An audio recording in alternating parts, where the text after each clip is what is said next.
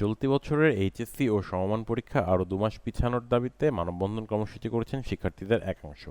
আজ রংপুর প্রেস ক্লাবের সামনে বিভিন্ন কলেজের শিক্ষার্থীরা এই মানববন্ধন কর্মসূচিতে অংশগ্রহণ করেন। শিক্ষার্থীরা বলছেন, চলতি বছরের এইচএসসি ও সমমান পরীক্ষা অন্তত ২ মাস পিছিয়ে ৩১শে আগস্ট নিতে হবে। পরীক্ষার সময় আমাদের পিছিয়ে দিতে হবে।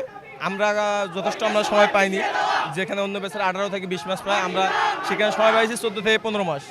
তো আমাদের একটা দাবি একটাই, 2 মাস পরীক্ষা পিছিয়ে দিতে হবে। আসলে আমি এসএসসি 24 ব্যাচ শিক্ষার্থী, আমি পুলিশ লাইন সিসিলন কলেজের শিক্ষার্থী। যেমন আমাদের অধিকাংশ টিচাররা আমাদের দেখা যাচ্ছে যে শুধু একই কলেজ না, বিভিন্ন কলেজের শিক্ষার্থীরা পুরোপুরি সিলেবাস কমপ্লিট না করে আমাদেরকে নির্বাচনী পরীক্ষায় অংশগ্রহণ করতে বাধ্য করেছে। আমরা সারা বছর পরীক্ষা দিতে দিতে আমাদের নিজের যে আমরা প্রিপারেশনটা নিব, ঠিক মতো প্রিপারেশন আমরা নিতে পারিনি। সাধারণত দেশে উচ্চ মাধ্যমিক শিক্ষা ২ বছর মেয়াদী।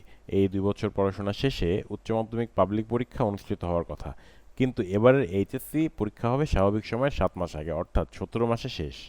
আর এতেই আপত্তি পরীক্ষার্থীদের। আমি Mohammad Ain bin Nazim, collectorate school and কলেজের সায়েন্সের একজন ছাত্র। আমাদের আজকে দাবি হচ্ছে, আমরা আমাদের এইচএসসি পরীক্ষা আরও 2 মাস পিছাইতে চাচ্ছি। এখানে রংপুরের সকল কলেজ, রংপুরের বাইরের কলেজের শিক্ষার্থীরা সবাই আছে। আমরা যেহেতু সময় পাইছি 15 মাসের মধ্যে আমরা 7টা পরীক্ষা দিয়েছি, 7টা পরীক্ষা 7 মাস। বাকি সময় আমরা আমাদের সিলেবাসটা কমপ্লিট করতে পারি নাই। 95% শিক্ষার্থীর দাবি আমাদের পরীক্ষা আরও 2 মাস পিছাতে হবে।